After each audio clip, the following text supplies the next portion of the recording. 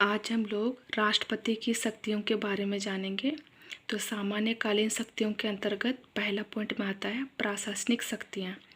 तो भारतीय संविधान के अनुच्छेद 53, ठीक है, इसके अनुसार संघ की जो कार्यपालिका शक्ति है, ठीक है, पावर जो है राष्ट्रपति में ही निहित होगी और वह इसका प्रयोग, इन शक्तियों का प्रयोग संविधान के अनुसार या तो स्वयं करेगी या अपने अधीनस्थ जितने भी कर्मचारी है उसके अधीनस्थ कर्मचारी में आएंगे प्रधानमंत्री, मंत्रिपरिषद, ठीक है, उसके द्वारा कराएगी।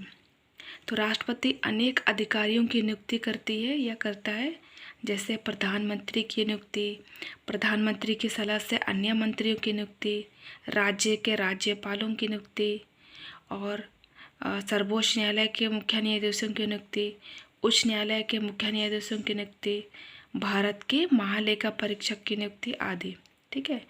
तो विभिन्न प्रकार के नीतियों का निर्माण या सेनाओं के प्रधान सेनापति के रूप में काम करती है। सेकंड है कानूनी शक्तियाँ। तो राष्ट्रपति जो है भारत की संसद का अभिन्न अंग माना गया है राष्ट्रपति को। तो राष्ट्रपति संसद का अधिवेशन बुला सकती है, लोकसभा को भंग कर सकती है, अध्यादेश जारी कर सकती है और विधेयक को कभी भी स्वीकार अस्वीकार करने का अधिकार राष्ट्रपति को है।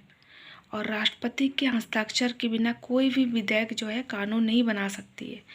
इसमें कानून बनाना है तो राष्ट्रपति का हस्ताक्षर जरूरी है ना। और राष्ट्रपति का यह भी अधिकार है कि वह राज्यसभा के जो 12 सदस्य हैं उनको मनोनीत कर सकती है, ठीक है। और विधेयक पर है ना, दोनों विधेयक पर है ना, दो विधेयक पर दोनों सदनों के बीच है ना, दोनों सदनों के बीच अगर गलती से किसी कारणवश मतभेद हो जाता है तो अनुच्छेद 108 के अंतर्गत राष्ट्रपति संयुक्त बैठक बुला सकती है।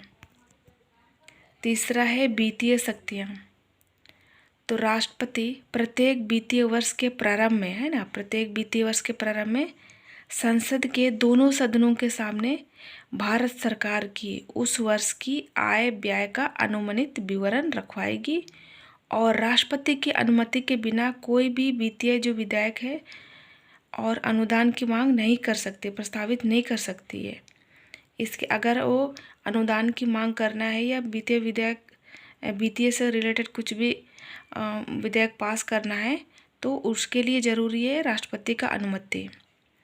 वित्तीय आयोग की नियुक्ति और आयकर की राशि को केंद्रीय सरकार और राज्य सरकार में बांटने का अधिकार राष्ट्रपति को है। नेक्स्ट है न्यायिक शक्तियाँ।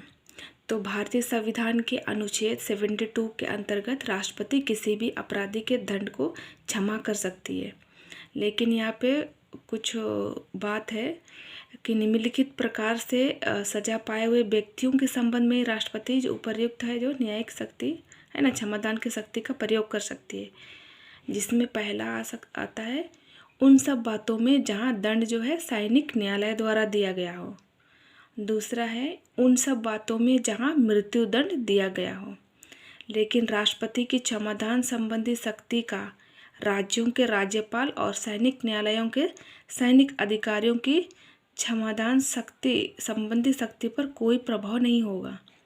राष्ट्रपति का क्षमादान का अधिकार उन सब मामलों और उन अपराधियों पर ही प्रभावी होगा जिनका संबंध संघ की शक्तियों से संबंधित अपराधों से होगा। लेकिन राष्ट्रपति जो है सामर्थ्य सूची वाले मामलों से संबंधित अपराधों पर क्षमादान उस समय तक नहीं करेगी जब तक कि संसद ने उस मामले पर राज्य की कार्यपालिका शक्ति को अलग ना मान लिया हो।